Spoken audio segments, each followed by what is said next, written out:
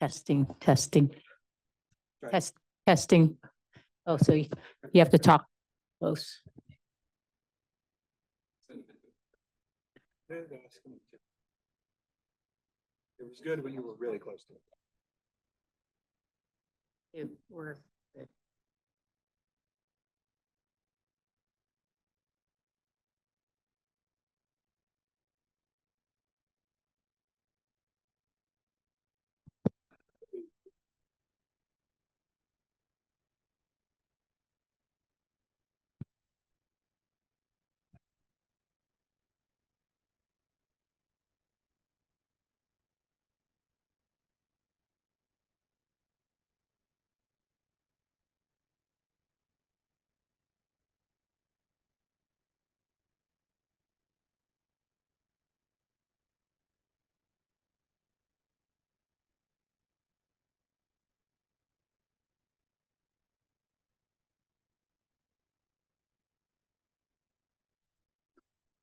Chair Wenderman.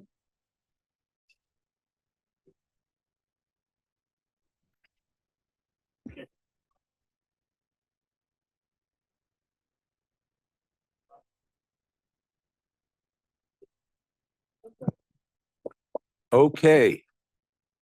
Good afternoon, everyone. This is an official call to order. Melanie, will you take the roll, please? Chair Wenderman, Here. Vice Chair Moyer.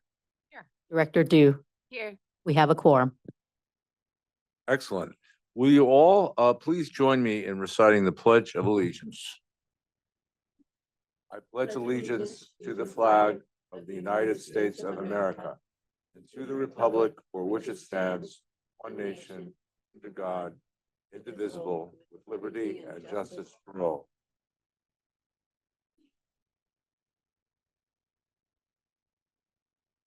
Welcome to San Francisco Bay Ferry's Board of Directors meeting. This monthly meeting is being conducted in person and by video conference and is being recorded. To reduce background noise, all video conference participants will be joining the meeting in listen-only mode and muted during the discussion. SF Bay Ferry welcomes comments from the public. A public comment period will be set aside after each discussion period and will be accepted in person and by video conference. Video conference participants wishing to speak are requested to email your name and item number you'd like to comment on to boardofdirectors@sfbayferry.com. If you're unable to send an email, you will be given an opportunity to speak on the item after those who have signed up. So welcome to our meeting, and we have a pretty full agenda today, so we'll get it going. I don't have a long a lot of comments to make. I'm pleased to see that we're performing really well. Just the report inside, reliability, the obvious quality of service, the continued rise in passenger counts, actually reaching above pre-pandemic levels. All very, very exciting in the world of SF Bay Ferry, a new vessel, that's a world-leading vessel with many more to come. And I'm always bragging to folks about what we're accomplishing here. So just want to thank my colleagues on the board and the incredible staff that Director Murphy's put together. I think really best in class in so many ways.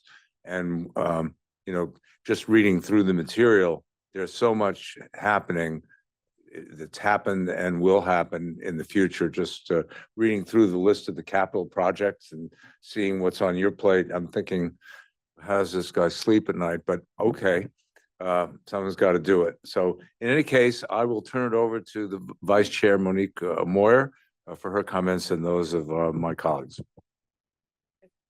Thank you, Chair. I just want to align myself with those fantastic remarks. I couldn't say it any better.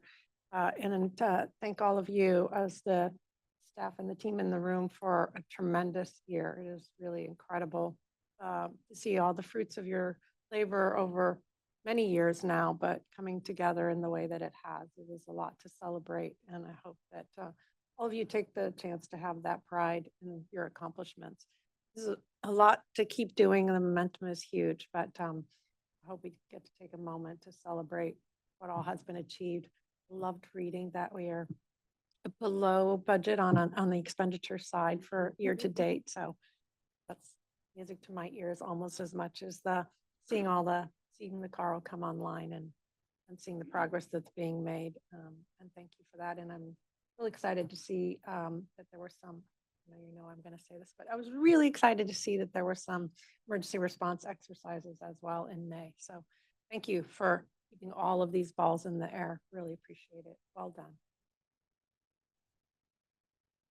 I echo my colleagues' comments and sentiments for sure.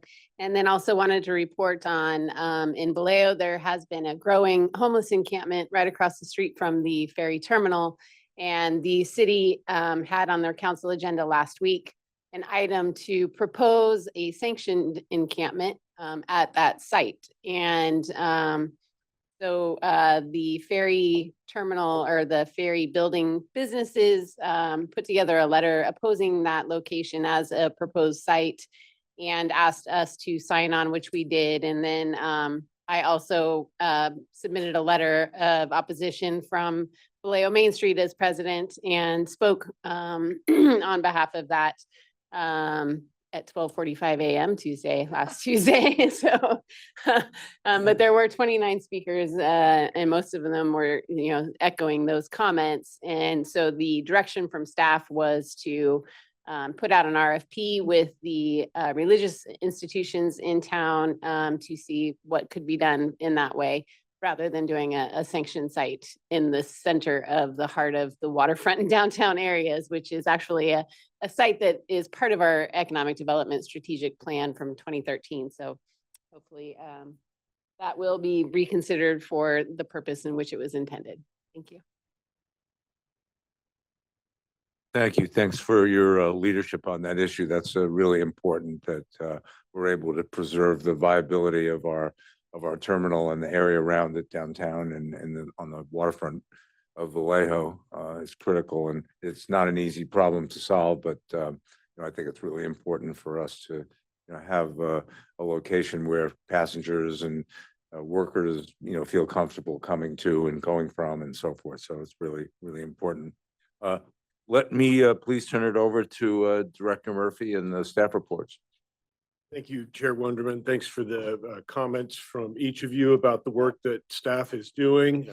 Director Duth, I think it goes above and beyond the duties of a board member to stay up till 12:45 and make those comments for us. But thank you for doing that. It sounds like we're in a better spot there, and hopefully we'll get the right decision made on that issue. Two big milestones over the last month. One being the return to 100% of pre-pandemic ridership, where we just continue to be well above our peers in the transit world in the Bay Area that we measure our progress against. And we do that because we want to make sure we're leading the way. And we're continuing to do that. We're in growth mode, I think is the way that Chair Wonderman put it. So not in recovery mode, in growth mode now. It's a good place to be. The other milestone is that I'm really happy to share is that we're fully staffed for the first time since we did our reorganization of the SF Bay Ferry team. So I have a number of folks to introduce who are new additions to the team here. We have Nick Parker, who is working on Jan Ribka's team. Nick is coming to us from after 22 years as an active duty officer with the Coast Guard. He managed a 100-person team there supporting vessel and shore facility repair, vessel dry dock, repair contracts, all stuff that we work on. Worked on an acquisition of the Coast Guard's newest offshore patrol vessel, and actually taught naval architecture undergraduate programs at the Coast Guard Academy. Welcome, Nick. Thanks. Yeah. And then also joining the team, Brian Garrity, who's a project planner on Chad's team in the planning department. And Brian is coming to us after 7 years of experience with the Army Corps of Engineers. Also lots of relevant experience, especially for this role. He led coastal environmental and dredging projects for the Corps. And also a lot of expertise in infrastructure planning, permitting, and interagency coordination. Brian completed a year of service with AmeriCorps before joining the Corps of Engineers and has a degree in coastal and marine management from a university in Iceland. Welcome, Brian. And then working with Brian as a part of Chad's team also as a project manager is Hank Fan. Hank was with the city of Oakland in the Public Works Department before joining San Francisco Bay Ferry. He worked on park maintenance projects. Before that, though, he was in transportation planning and worked planning and design of multimodal corridor safety projects.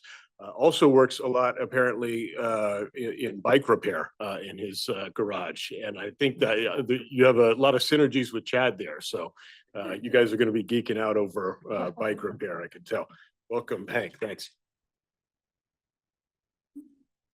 And then we have a report later on in the agenda, a capstone project from our intern, Linsa, that I'm looking forward to. And Linsa will be finishing her role as intern here at San Francisco Bay Ferry. And Elisa Hariki started today. Elisa's our intern. And she is going through the master's program for city planning with an emphasis on transportation planning at Berkeley. Before that, worked for 4 years as a field representative in the office of Assembly Member Rebecca Bauer-Cahan. So not pretty close to you, Chair Wonderman, there in Orinda. And then also worked as an intern for the California Air Resources Board. So she's familiar with a lot of the programs that we are engaged in here as well.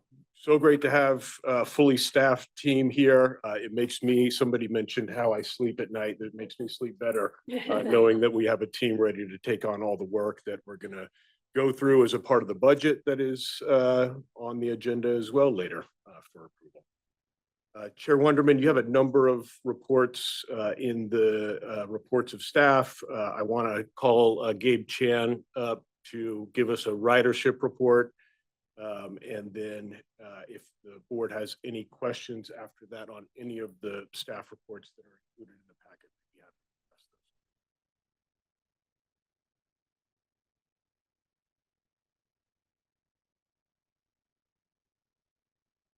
those. Okay, there we go. Good afternoon, Board of Directors. Gabriel Chan, Transportation Planner here at SF Bay Ferry. And I'm here to bring you another great month of news on the ridership front. In May, we saw over 279,000 boardings. And compared to the same month in 2019, that's 101% of that 2019 figure.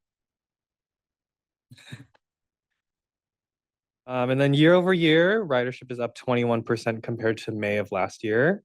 And that's mainly due to the exceptionally strong weekend numbers that we're posting, and then also the steady Tuesday, Wednesday, and Thursday commute day growth as well. And then in terms of the comparison to our other regional operator friends at BART and Caltrain, SF Bay Ferry is of note. The only one kind of on that upward trajectory. BART this month was flat, and then Caltrain posted similar numbers to their previous month as well. So encouraging signs all around. And the full report is in your packet.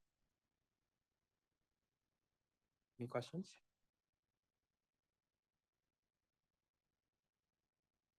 Thank you. I'll just comment, I think, again, how pleased we are that, given the efforts that have been made from the start of the pandemic to really think about what we need to do as an organization to serve our riders who we had at the time and the riders from before and the riders we would have in the future. A lot of steps were taken in the program to encourage folks to come on board, check us out, stick with us. And I think once people utilize SF Bay Ferry services, they realize there's a real advantage to it. And then they want to stick with us and they want to find the way to use it more. So I think just a lot of credit goes to the team for having the ingenuity at the time. It wasn't easy to do that.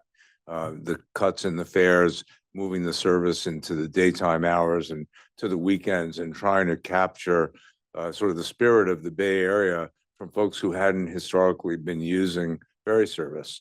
We've been really successful at that. And now it's building back up in the commute hours. Eventually, we're gonna have to figure out what to do about that. But that's what we call a good problem to have. So, but congratulations on that. It's not a small accomplishment. And I do brag about it all the time, especially, and I shouldn't really do it in front of the other transit agencies, but I do it. Find myself doing that. So maybe just do it more. Okay, thank you.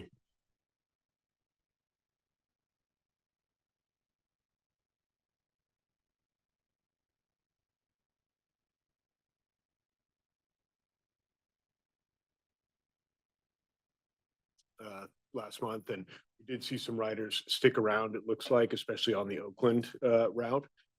So once they try the ferry, it just goes to show that what we always say is once they try the ferry, they're probably going to stick around and use it more. And we're seeing that. So our marketing programs will continue to be aggressively advocating to new riders that they try the ferry. We're going to come up with creative ways to continue to do that. The special event service has really been performing well. The Valkyries games, we've started serving them in their first season the same way that we do Warriors games, and they're selling out maybe even faster than the Warriors games have. So good sign there. We also have been providing special event service for concerts at the Chase Center at Oracle for the first time, and those have been performing well. So meeting people where they are, and so far so good. You have If I could comment, a little levity aside, I would say, BART is really doing much better, and they did have a couple of big meltdown events we know about, and that did, I think, move people onto the ferry, and probably a lot of them stuck with us, and there's good reason for that. But the public should be aware that BART has improved dramatically. And, our biggest challenge really is collectively, collaboratively getting people out of their cars and onto transit. And as that happens, we're going to get our share of riders who are going to come and stick with us. But, we want BART to succeed too, and the other agencies to succeed. And, that helps with the, financial challenges and the fiscal cliffs and all of those things, and with traffic and GHGs, and just a whole bunch of problems get solved when folks take the step to try a transit mode. And I think, that's our collective challenge. And I think we're in the right track, and we're leading the way. But, as Gabriel pointed out, Caltrain's been doing much better, and they've seen a big uptick, and that's very, very good. And, we want to see people experience public transit, and we have the right to be cheerleaders for that, because we sort of proven, we can lead the way on it. One item to point out in the state legislative report is the May revise came out last month. We knew we were going to need to do everything we could to protect our federal grants. We've been doing that successfully for some time. We feel like we're in a good place there. We didn't think we were going to need to protect state grants that we've already been awarded, but the May revise proposed to reduce prior year TIRCP cycles, and we have several grants that are in those cycles. Fortunately, the budget deal that came together yesterday preserves those TIRCP programs and the funding there. So it still needs to obviously be signed by the governor, but I think we're in better shape there than we were with the May revise, and we'll continue to keep you informed about how that progresses. You have a capital, the other items in your report, your other reports are standard every month. You have a quarterly capital program report in this packet. It goes through a number of milestones that have been achieved over the last 3 months. And Mr. Griggs is here if you have any questions about that, but we weren't planning on going through that for you unless you want us to. I commented that I thought that was you could call it an exhaustive report, because there's just so many projects in different stages of execution, and it's really good to see, down the line, the progress being made. And it's very it has to be very challenging.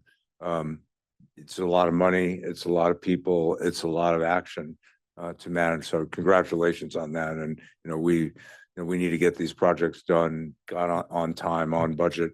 That's what great agencies achieve. So thanks, Karen. Chair Wonderman, that concludes the report. The only thing I'll add is just some thanks to both Aaron McGrath, our CFO, and also Debbie Gutman, our HR consultant through CPS Consulting. We wouldn't be fully staffed in this short amount of time if it wasn't for all the work that they both put in, making sure that we're recruiting folks successfully.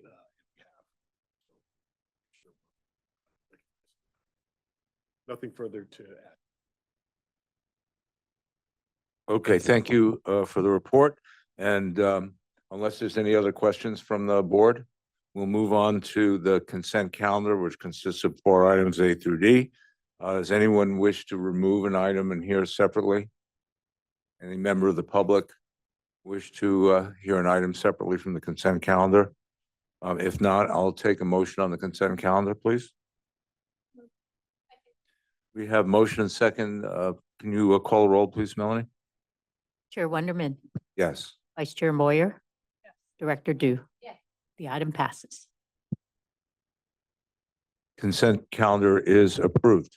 Item number 7, AB 2561 vacancy rate reporting annual information report, ferry terminals memorandum of understanding. So this is item number 7 on the agenda. Presentation, public hearing, and I said ferry vacancies. As I said, we have a presentation from our CFO to explain what this is about, and then I'll open this up for a public hearing. There is no board action required for this item. Go ahead, please. Thank you, Chair Wenderman. As noted in the report, this is the result of a new state law that requires all public employers to hold an annual public hearing prior to the budget, which is why we are doing it today, to report on vacancy rates, basically. And within that legislation, there are requirements that the recognized employee, or it's green. Oh, it needs to be really close. Sorry. That recognize employee organizations, which are basically unions, are allowed to give presentations. But since SF Bay Ferry WETA does not have any recognized bargaining units or unions, that's not a requirement that applies to us. And we're just reporting under this legislation that we have no vacancies. So therefore, the legislation that requires steps be taken to improve our recruitment activities, we don't really need to put together a plan because we're fully staffed. And in case you're curious, in terms of Bay Ferry, blue and gold staff that are running our ferries, their vacancy rate is actually quite low, as well as less than 2%. So even though they're not technically covered, you know, a report from that union is not required. I just thought you might be curious to know that as well. And that's really it. Okay, any questions or comments from the board? You already made a comment. Okay, we're gonna have a public hearing on this. Is there any member of the public who'd like to speak? Is anyone signed up, Melanie, to speak on this item? No one has signed up to speak. Is there anyone in the room who didn't sign up who would like the opportunity to speak on this item? Seeing none, is there anyone on Zoom who did not sign up or would like to speak on this item? I don't know if I can see. Can you see anyone on Zoom? Because I can't actually see them. The way this Zoom is set up, I'm unable to see anybody, but nobody has, I've allowed everyone to unmute. Okay, in that case, I will close the public hearing and let's move on to the next item. Thank you. And glad to know we don't have any vacancies. I think that was pointed out that we have our first, we actually have a full, we actually have our full staff, which is very exciting. Item number 8, approved contract award to AECOM Technical Services, Inc. for emergency operations planning support services. Try to lift this up a little bit. I don't know if it'll reach. Good afternoon, Board of Directors. Cam Bachman, Emergency Response and Safety Analyst. I'm recommending the approval of a 3-year contract with 2 optional 1-year extensions to AECOM Technical Services, Inc. Some background on this: as you know, SF Bay Ferry plays a lead role in Bay Area emergency water transit. This is a complex task that requires in-depth planning and regular training to successfully operate within the region and state's transportation network, and emergency response framework. There's been a lot of recent momentum in the past year that we want to build on with this contract. So in the past year alone, we've hired a dedicated emergency response safety analyst. That's me. We've expanded our virtual EOC capabilities, making sure we can operate our EOC not just in person, but also remotely online.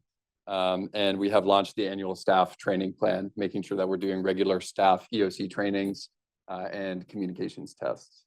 So we want to build on all that momentum with this next contract. And we want to make sure we have a good team in place that's ready to help us because we have a pretty big scope of work for this. One of the key components is we want to do a comprehensive update on our emergency operations plan and our emergency response plan.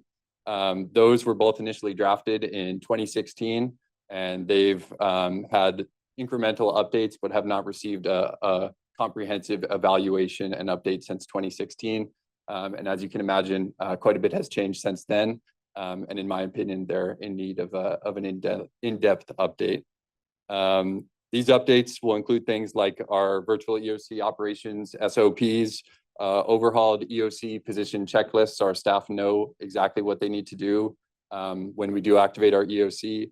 Hazard-specific response plan improvements to include better response plans for things like tsunami warnings that we ran into last year, and many more things just to get our EOP and ERP up to date to 2025 standards.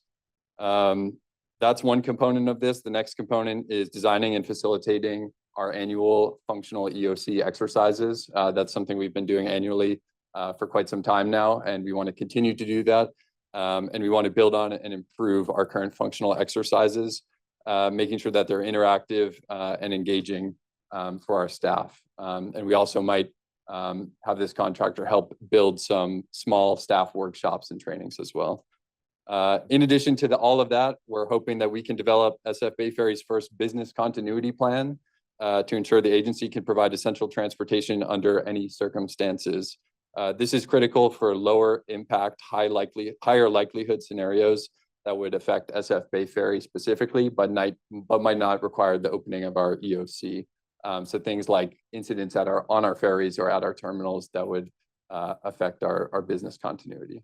And we do not have a plan in place for that right now, but it's something that we should definitely work to put in place.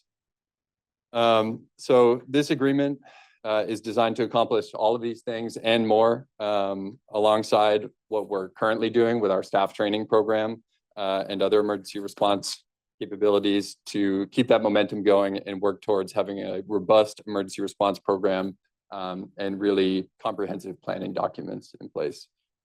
So as the selection process went on, we had 9 qualified proposals that we received. It wound up being a pretty competitive process. We had a lot of really good proposals. The way that the proposals were scored was 30 points for project understanding and approach, 25 points for firm and key staff qualifications, 30 points for qualifications and experience of key personnel, and 15 points for cost. So we built this point structure to ensure that we selected a winner based on the highest level of project understanding, qualifications, and experience. So while price was a factor, we wanted to prioritize quality and expertise over all else when we were planning for this critical mission of our agency. And so we wound up selecting AECOM, who was the highest scoring firm with 86.76 points. We selected them because they had a deep experience with SF Bay Transit and emergency planning, sort of a unique combination. They were one of the few proposals with a local Bay Area based team that has provided emergency management planning services to FEMA Region 9 and Cal OES and other agencies and county operational areas. In the transportation sector, they have written the EOPs for us, for MTC, AC Transit, Caltrans District 4, ECCTA, and the VTA. So they're very well connected in the Bay Area transit space and the emergency response space. And that provides a real advantage to us to ensure our plans are deeply interconnected with other transit agencies while also aligning with emergency response frameworks that are in place within the Bay Area and the state. Another factor for selecting AECOM was that they have a longstanding partnership with SF Bay Ferry. So we've worked with AECOM the past 6+ years, and they've demonstrated a high level of competence and produced high quality work in emergency response and transportation planning. This familiarity will ensure a seamless transition and allow us to hit the ground running, especially as we're looking at having a functional exercise in the fall, and we're hoping to get our EOP and ERP updated early next year. So we want to make sure that we can get up to speed very quickly. Finally, AECOM provides a significant training and exercise experience. AECOM is a proven exercise and training support contractor that has developed, executed, and evaluated more than 500 exercises throughout the United States, over 150 of which have been in the state of California. They have led the annual MTC functional exercise for the past 15 years. That's the one we just participated in a few weeks ago. And they've also led the BART functional exercise and full-scale exercise, and the SAMTRANS and Caltrain full-scale exercise. And I believe with my guidance and support, I'm confident that we can build on our current exercise program to lead engaging and coaching focused emergency response exercises that lead to a response-ready organization. With that, we recommend authorizing the award to AECOM. I'm happy to take any questions. Jordan Karp is also online and can say a few words now about his team. So I'll pass it over to Jordan. Good afternoon, everyone. Thanks very much for the opportunity to speak with you, although I'm not sure what I'm going to say because Cam pretty much stole all my speaking notes there. So, you know, like as he said, we have it. Well, let me back up and say, for those of you who aren't familiar with AECOM, it's a very large planning and engineering firm. We're about 70,000 people worldwide, covering a broad range of services, both within the transportation sector as well as others. The group I work for is headquartered out of California. I'm based in our Oakland office. We also have offices in San Francisco and San Jose. And the emergency management group that focuses on transportation issues are primarily based out of Oakland. And as Cam said, we have worked with WETA for going on 10 years now in various forms. And with MTC and other Bay Area transit agencies, the California Office of Emergency Services, as well as the national level with FEMA and so on for 20+ years. Have always had a great relationship with WETA. Really admire your approach to emergency management and what your role would be in responding to a significant incident in the Bay Area. As Cam said, we have pretty deep experience specifically in the Bay Area, but beyond that as well with the various types of the services that you're looking for under this contract.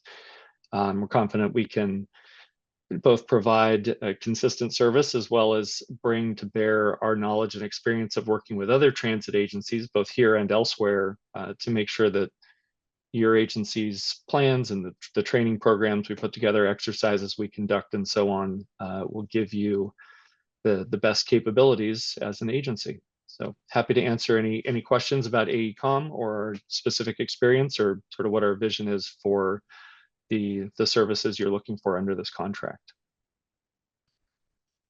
Okay, thank you. Thanks both. Any I had some questions going into this item, and you've answered them all a lot. Any questions or comments from board members? Sure. Cam, thank you. That was a really comprehensive overview. So I just really would ask if you could elaborate on a couple things you said. First of all, I think I know the answer, but would you just clarify that this is all focused on SF Bay Ferry and does not have any focus on the operator side of the business? Yeah, that's right. We want to make sure we're integrating the operators' plans into our plans, but we're mostly focusing on our plans specifically. Yeah. And then having said that, it'll still take into effect land and water response. Yeah, that's right. Okay, great. And then on the BCP, the business continuity plan. Mhm. So will that have a regional component then? So for example, will that integrate with the various cities as well? So I happen to be very familiar with the San Francisco plan, which relies a lot on water transportation to reunify people. So will you integrate, will our plan integrate with, say, Alameda's or Vallejo's or San Francisco's? I would say, yeah, as much as possible. Yeah, we would want to make sure we're reviewing all those local plans and making sure that our BCP fits into those and aligns with those. Okay, Yeah. because one concern I've always had, being very, very privy to the San Francisco plan, is how much they are planning on San Francisco Bay Ferry to do and how much we are probably not privy to that. Mhm. And I'm wondering how many of the other waterfront jurisdictions are also planning on that. So it'd be great at some point to marry those two things up. This may not be the moment, but rather the moment isn't in the next major disaster. Yeah, agreed. And that's definitely something we can look at as we revise our EOP and ERP too, is making sure that our sort of scope is well defined and well understood by the other districts. Yeah. Awesome, thank you. And then my last question, will you also be kind of taking a look at the emergency provisions that we have? So for example, I don't know that I know, but I'm hopeful that we have emergency spending authorities and emergency contracting authorities already in place, but will you be reviewing those and making sure that they're comprehensive? Yeah, we'll be reviewing those. I don't have the exact details on our authority on that piece of it, but definitely as we go through our EOP and our procedures and our checklist, we'll make sure that that's a part of it. Make sure all those ducks are in a row. Awesome, thank you so much. Thank you. Very good. Is there any member of the public signed up to speak on item number 8? Nobody has signed up to speak. Would anyone wish to comment either here in the room or on Zoom on item number 8?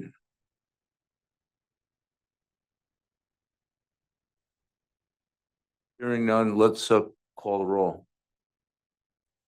Need to take a motion, please. Oh, yeah, sorry about that.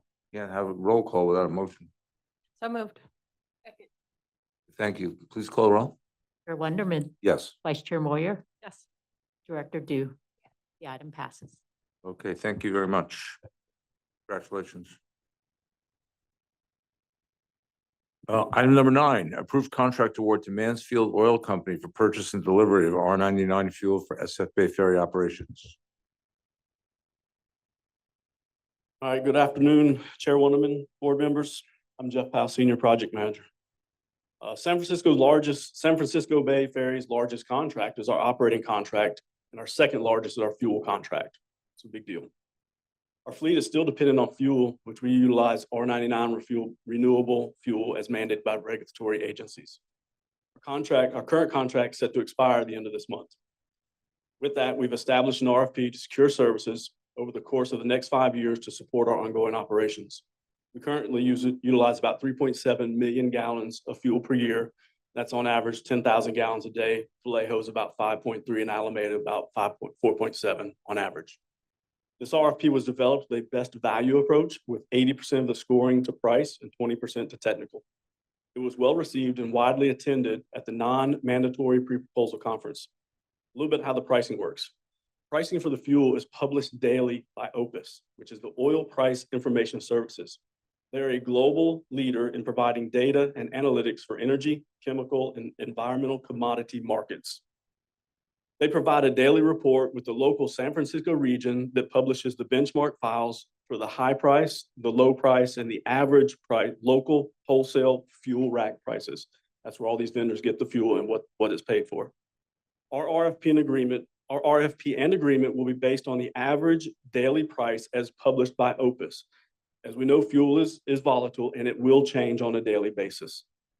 The cost portion comes from the proposals in the way of either a cost adder or a discount as related to the price per gallon. This includes their markup and delivery fee, but excludes state and local taxes as well as environmental fees. We received 5 proposals. 3 of them included a cost adder, price per gallon, and 2 proposals offered a discount price per gallon. For the contract we are recommending today, we will see in the first year a price discount of approximately 5.8 cents per gallon. Years 2, 3, 4, and 5, which are options, have minor adjustments, but in the same realm of those discounts. This is a very competitive procurement, 80% on price, And it's important to note that although there was a big disparity from first place to second place, price defined it. With that, our recommendation is to award this contract to Mansfield for 5-year term, for 1-year term with 4-year options. I'm happy to answer any questions.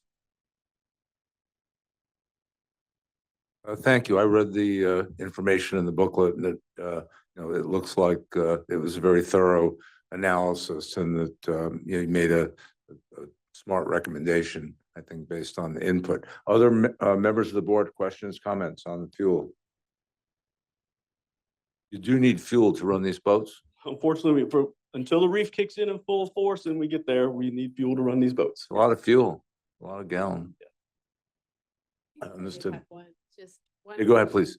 I mean, I know I saw that there's no cap because of the volatility, and so that, I understand the need for that. But I'm just curious, I know we're using the R99, but with Valero shutting down Benicia and then Wilmington, and knowing they supply 30%, a little over 30% of the fuel to the state.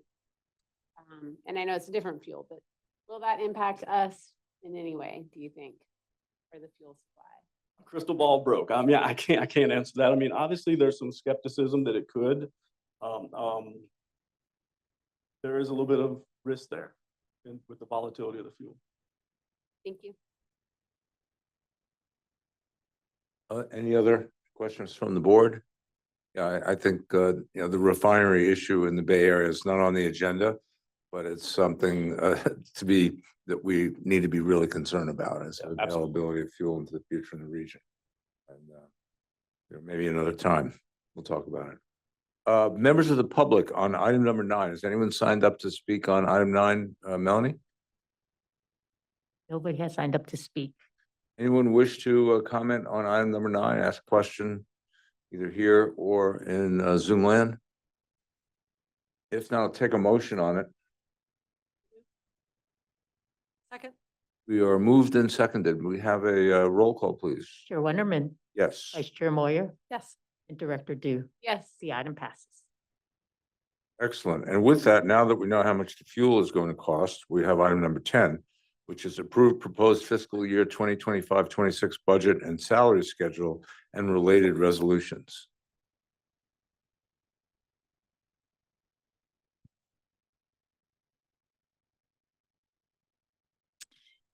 Thank you, members of the board. We had a pretty detailed discussion last month with the presentation of the budget. There are no substantial changes to the budget from last month to this month. The difference is really the attached resolutions that are required both by the state of California and the funding agency. But basically, just a recap, it's a $228 million budget. Crazy, I know. 147 million of that is for the capital program. The rest is mostly operating and then some planning and pilot services. The fund sources are outlined in the budget. The only minor change was there was a 12-month COLA number that changed not substantially. The last 2-month data was very different than the prior 2 months, and so it affected the 12-month rate. And so that was adjusted in the budget to 2.45% COLA for staff. But other than that, there really aren't any new items to add for this month. And so we recommend approval of the budget, and here to answer any questions that have come up since then. I will say I've thought a lot about the fuel issue. You'll remember a couple of years ago when fuel spiked significantly, we came back to you and we basically reported every month on how we were doing, and we were tracking it that way. And we managed to cobble together enough savings to cover it's really more of a budget issue than it is a contract issue for us. And it does seem like the entire state of California is watching this refinery issue, right? So we are, there are bigger hands at work here than ours. And so I think we have about 12 months a little less than 12 months to prepare for this. And there's some hope that the state is working on some solutions that might keep some of these facilities open, at least to give us more time to prepare. And there's some thought about there, it's not the costs are not as localized as we think, because it's sort of the capacity in the Western region, right? But so there's a lot to play on that, and it's just something we'll just keep an eye on. And it is a little over $1 million a month that we spend on fuel. So we'll know pretty quickly if gas starts to, or diesel starts to spike, and we'll just be updating you if that starts to happen, and you'll start hearing from us pretty frequently on the issue if it does start to happen. We are working on this at the area council because this is a risk for the region, and we are kind of a fuel island here in this part of the country. And so it's not as if we're connected to the other parts so well. So there's some, we think there's a fair amount of risk and that we Right. need to try to get ahead of it. So we might ask, for those who are dependent on fuel, to ask for some support, help, and involvement as we see how we can kind of stretch that time frame and have a smoother transition to where we're all hopeful to go in the future, which is to not require all that fuel. So, well, thank you for the presentation. It was an excellent budget presentation. It's very understandable. I like the way you have it all broken up. There's a lot of clarity, I think, and obviously some places are, we're seeing increases that we knew we expected to see the increases. It's interesting to see that we're now in a deflationary spiral, which I guess was kind of surprising to see on the COLA. Interestingly, it's tied to fuel. A lot of it is tied to fuel prices, which Yeah. are lower than, Yeah, right? So it's an interesting little rough and tumble. yeah. The part that interests, there's a lot in that report, and I urge, I think if you read this item, if you really want to get interested in how our organization performs and functions, this is more than a budget report. It really lays out, what we're doing and what we think we're going to be doing. And as I thought about it, having read it in the middle of the night, what I thought about is, one item that's in there is, on the revenue side, thinking about the potential need for a ferry revenue measure of some sort, and just thinking about in the future, we kind of know where we're headed, which is, a slow drift toward our own fiscal cliff if we want to keep doing what we're doing and we want to grow the agency. And this is a growth agency. The intention of SF Bay Ferry is not to just do what we do, but to do more than what we do. And in order to do that, we have to continue to grow the resources that support it. So, I'm wondering if it might make sense to have a task force of the board to start really looking in earnest at the potential future funding of this organization, of this institution, really, to see how we might go about that. I'm not sure what the answers are, which is why to look into it and see what what options might exist, things that we've thought of, things maybe we haven't thought of, and so forth. What do you think? Well, I would defer to the board on what the board would like to do, but I would say last month we presented a little of that was that last month? The fiscal outlook, and it's tied also to the business plan that's getting wrapped up and being brought to you. So I think it is a combination of, the issues brought up by the ballot measure that's coming up, and I'll stop talking and let Director Murphy. We've been thinking along those lines as well. I think It's in there. we need to have a number of strategies that we're working on simultaneously in case Plan A doesn't work out. And Plan A is still SB 63. Let's make it happen. Let's get enough funding to support Bay Area transit and maintain service, including our service. Not going to help us expand at all. So what is our plan for expansion revenue? We need to be thinking about opportunities to generate revenue for expansion at the same time that we're thinking about alternatives to generating operating revenue that will maintain service. An independent measure is something that has crossed our minds as well. I think there's other land use focused opportunities that we also want to make sure we're looking at. And I think a task force at the right time would totally be appropriate. I think we're going to know pretty quickly what the fate of SB 63 looks like, and if the first hurdle that effort needs to cross is successful, and that would probably be a good time to talk about what board task force might be appropriate. Thanks. I acknowledge that the work, that SMART has done, and, so you're familiar with that because you used to work there, where, you've got an agency that's, where their measure is polling at the 2/3 level, and, which I think is a function of the public's recognition that they've done a lot of the right things. And, despite the fact that the vast majority of people in the North Bay don't use it, and yet they support it. And so I think ferry service kind of falls into that category. And maybe it's something to think about for us, but I agree, we don't have to do it today, but these things often require a lot of foresight and planning in order to go from level A to level B. So other questions from my colleagues on the budget?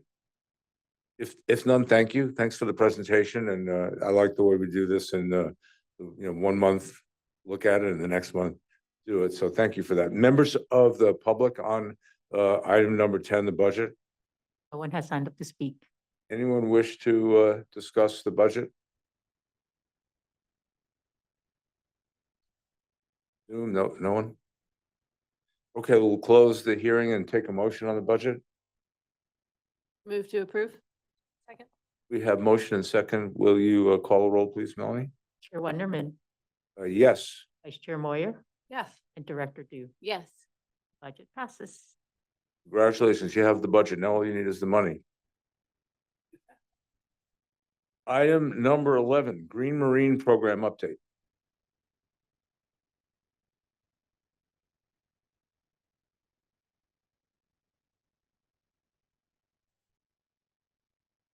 Good afternoon, members of the board. Mike Doherty, Director of Planning. I'll be presenting this item on behalf of Arthi Krubanand, who is in New Orleans right now at the Green Marine Conference to accept our certification. So I kind of just gave away the headline there. But this is an informational update, providing an update on the Green Marine Program. So this is a voluntary certification program that's geared around encouraging the best environmental practices and best sustainability practices possible for water transit oriented industries. The certification program is based on self-reporting. So this is a process that we've gone through in the past months since the board authorized our participation in the program last year. So you go through a process of preparing a self-report based on issues such as GHG emissions, underwater noise, and waste management. You then take that report and submit it to a third party for verification. So we recently went through the verification process last week and really happy to report that our results were certified and accepted. And in particular, the verifier remarked on on the excellent maintenance condition of our vessels. They got to go into the engine rooms as part of the process. And I heard secondhand that they've never seen engine rooms as clean as that on any fleet. So really great to hear for our operations, as well as Blue and Gold and the whole maintenance and engineering team that support our fleet. The certification was led by Arthi. But I just want to note it required a lot of support, in particular, Solomon and Kevin from our engineering team, as well as the engineering team in general, really supported the process and helped us kind of get the certification across the finish line. Going forward into next year, the program is really structured around continuous improvement. And so we'll be looking at categories where we have an opportunity to increase our score and pursuing those opportunities. And then the other really real benefit of the program is this is a collection of like-minded organizations, shipyards, ferry operators that are really focused on sustainability. And so when states, the federal government in certain times look to increase or define regulations for the industry, this is a group that they go to. And so we have a seat at the table with the organizations that are often consulted on as these rules and regulations are made. So I'm really excited about the program. It's gone as expected thus far, and look forward to providing another update to you next year as we hopefully renew our certification. Happy to answer any questions you have on the report. Thanks, Mike. No questions here. That's great to see the progress we've made on that, and it's a point of pride that our organization cares and is able to get that kind of recognition. And I think we're committed to this, and going forward, they'll, I think it'll get will be even better at it as we get more familiar with it, get more involved. Other members of the board? No, but I really appreciate all that you're doing. This is great standards to set forward. Wonderful. Thank you for that. Well, the board approved the program, so we appreciate your support. Thank you. Any member of the public wish to comment on this as an informational item, number 11 on the Green Marine? No one has signed up to speak. Seeing and hearing none, we'll close item number 11. Thank you. Item number 12, also an informational item, transportation planning internship capstone project. Well, great. This is, as a staff, a really exciting item for us. As Seamus mentioned, it's Lensa's last day on the job, and it's been an absolute wonderful year. Getting to know Lensa, having her help, getting her fresh set of eyes and perspectives on the work that we all have our noses stuck in on a day-to-day basis, and getting to hear some new ideas, learning about her trials and tribulations, wrapping up her undergraduate degree at the University of California, Berkeley. So that's a undergraduate degree in environmental science with a minor in urban planning. And so we were really proud of her. Last month, she graduated and received her undergraduate degree.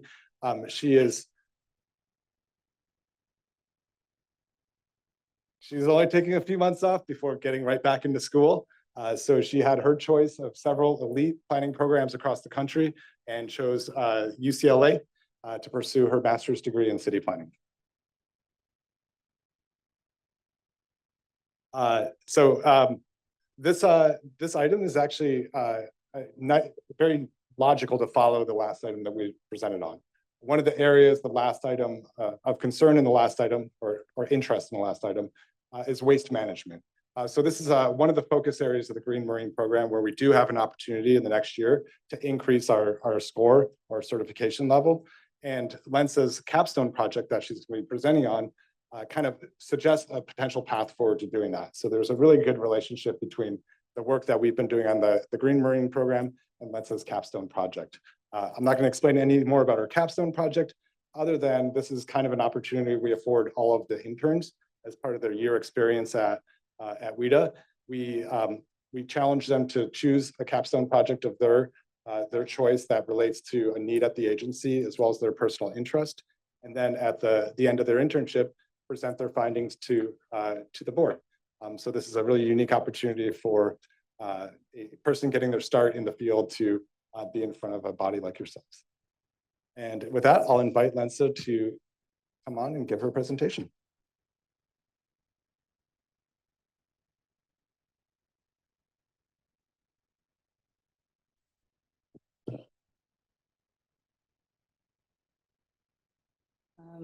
Good afternoon, board. Thank you, Mike, for that lovely introduction.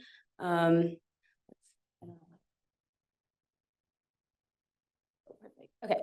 Hi, everyone. My name is Lensa, like Mike said. I am the current transportation planning intern as of today, and then after today will be passed on to Elisa. But today I'll be presenting my capstone presentation, which is on waste management at Central Bay Maintenance Facility. Okay. So why waste management? Why waste management? So effective waste management is crucial for environmental conservation and for helping preserve resources while minimizing ecological impact. And I chose to focus on this topic because I recognize a significant opportunity for San Francisco Bay Ferry to advance its sustainability goals and make public transit even more sustainable. And like Mike said, my passion lies within sustainable public transit. I just graduated 3 weeks ago with a degree in environmental sciences and a minor in city planning. And this passion has grown considerably during my time here at SF Bay Ferry and will continue as I pursue a master's this fall.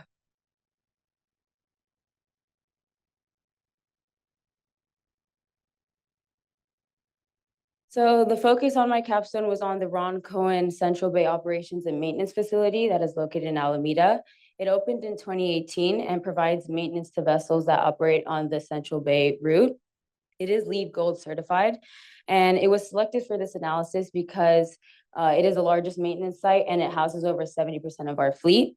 And while the analysis does focus on Central Bay, the same maintenance and waste management practices are practiced at North Bay. So the idea is that the procedures and recommendations I have here can be applied system-wide.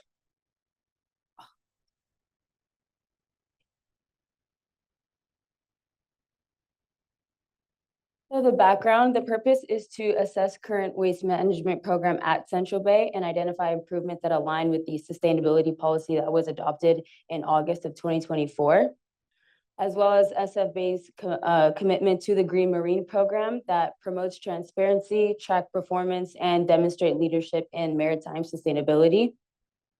This analysis is to advance implementation of SF Bay Ferry's sustainability policy and the agency's goals to reduce waste and improve environmental performance.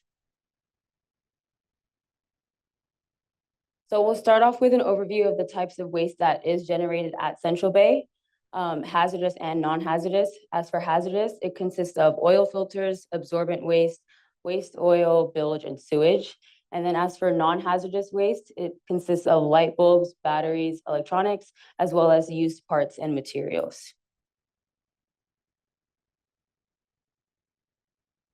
So the current waste management practices at Central Bay consist of bilge and other wastewater collected by a hazardous collection service.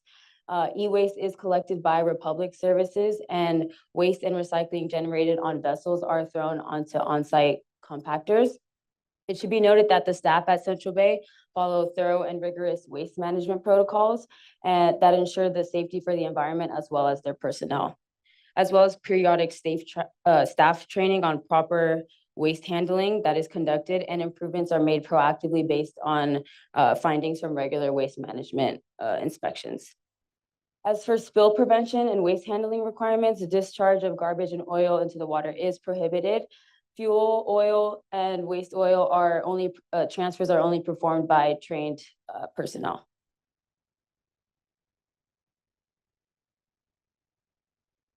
So after a site visit to Central Bay in January of 2025 that were followed up with discussions with Blue and Gold staff, came the development of suggestions and improvement. Guidelines from the sustainability policy and Green Marine were used to develop these suggestions. And 6 suggestions and improvements have been formulated, with 4 being identified as short-term and 2 being identified as long-term.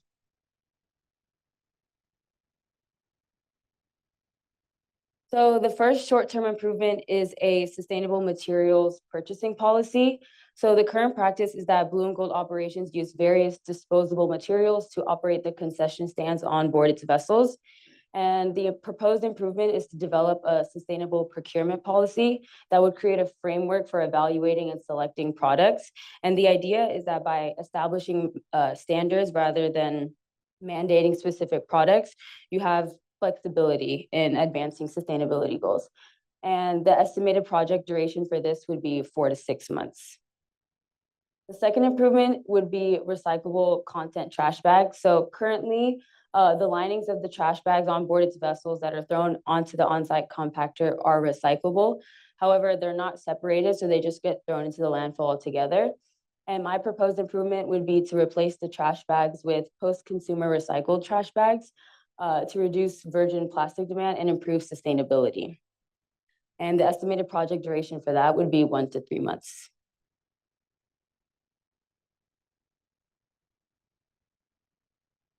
The third short-term improvement would be a standardized hazardous material labeling system. So currently used oil from vessels gets pumped into containers that are then picked up by a third-party service. And the labeling process does have some irregularities, as some containers are full with empty labels and some are empty with full labels. So my proposed improvement would be implement a color-coded labeling system with clear, full, or empty designations. And the idea is to ensure accuracy, safety, and regulatory compliance, along with monthly audits to help maintain consistency.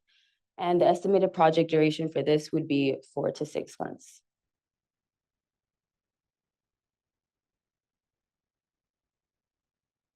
The fourth short-term improvement would be a recycle program for used propellers and other materials.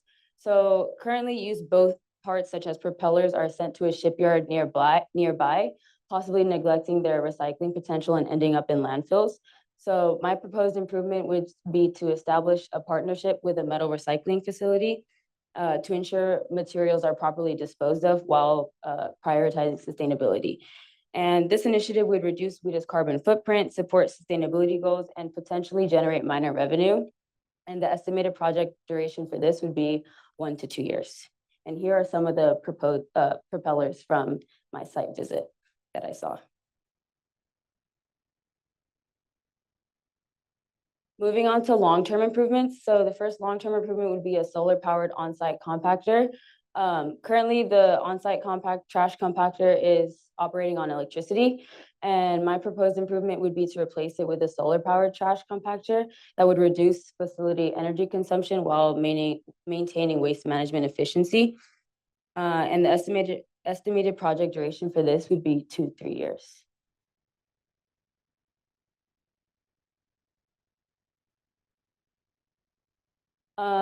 The next long-term improvement would be lightweight sewage hose replacement. So hoses are currently used to carry sewage and bilge from vessels onto containers on land. And due to the heavy weight of the hoses, sometimes leaks occur at the joint.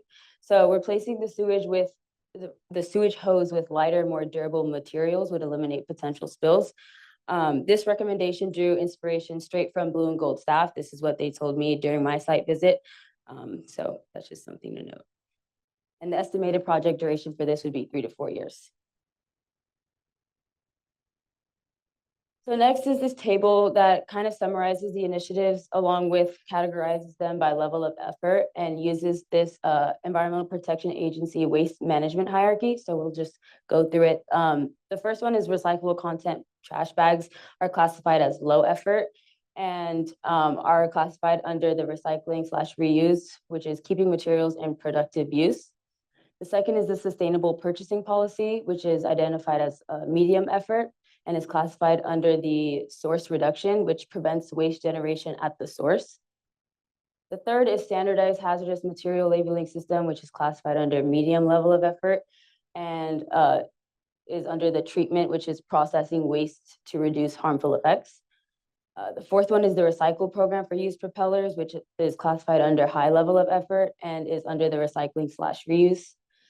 The fifth one is solar powered on-site compactor, which is high level of effort and again under recycling or it's under source reduction, which prevents waste generation at the source. And then the last one is the hose replacement, which is under high level of effort and is classified under treatment.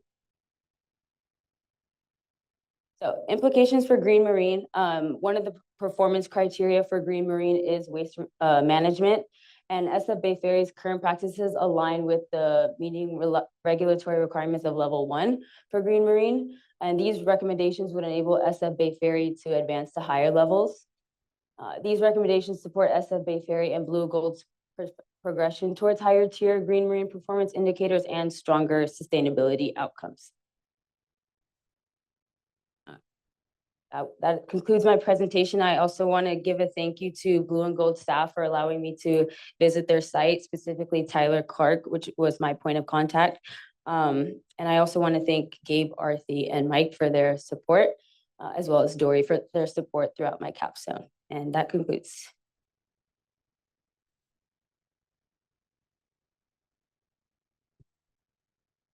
So thank you, Linda. You were our intern first and, I hope they treated you okay while you were here, only right.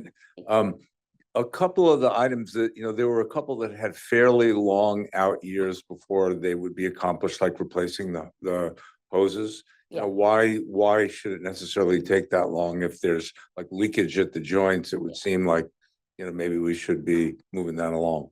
Yeah, so specifically the hose one, like I said, it did come straight from Blue and Gold staff, and they said that they have been trying to resolve this issue for a while. It's just very difficult to find a hose that is durable but can also hold the sewage. It was through collaboration with Blue and Gold that came with that time frame, because they did say they've been working on this, and it just takes a long time to research and find a hose that is a valid replacement. Okay, so it's basically finding the actual product that would serve the purpose, may not exist in the market today. Yeah. Something like that. Yeah. Okay. Thank you, thank you. Other questions, comments from folks? Yeah, really great report, really great recommendations. I really appreciate all your work on this. I did have a question just on the hazardous materials, the labeling, like that seems like a problem for us on a regular basis that should be addressed no matter what. Yeah, we want to thank Linda for flagging that for us. We'll look into that. I used to be in the waste industry a long time ago, and we, would think about these things and how we could, we had these operations and, we were proud of what we were doing, but, people would come up with suggestions for how we might, improve things that were seen as sort of status quo issues. And yet when you look underneath, you could actually make a pretty big difference with sometimes a fairly small, it's a small investment. And so I like things like this because you can really make a big improvements with, without huge changes, just sort of, things that ultimately you realize, why didn't we do that before? Well, thank you. Any members of the pub? Oh, you want to go ahead? I'm sorry. I don't want to cut you off. I just get excited about waste. I did have comments for Aaron earlier too, but thank you. That was really great. I love the expansiveness of the list that you went through. So it wasn't just the low hanging fruit. You went, as Jim pointed out, to some areas that are going to be hard, and we're very thoughtful. The two that I really liked was the solar recycling component. That's something that we look at in my business for cost efficiency reasons, actually. And so I'm intrigued by that one, but also the metal recycling. I think that's a really important one. And maybe given where tariffs have gone, that might have real value for us. So thank you for thinking outside the box and for a really great presentation. And I'm just curious, is someone kind of actioning these items? It's fantastic. Excellent. I'll just go with yes. So wonderful. And best wishes to you. you. I hope you have a great time at UCLA. It's Thank a you. beautiful campus. And keep moving forward. Come back and bring us even better ideas going forward. Thanks again. Thank you. Following the footsteps of the other Cowan, Greer Cowan, who went to that program, right? Yeah. Now she's with CARB. Thank you, Linda. Appreciate you. Thank you very much.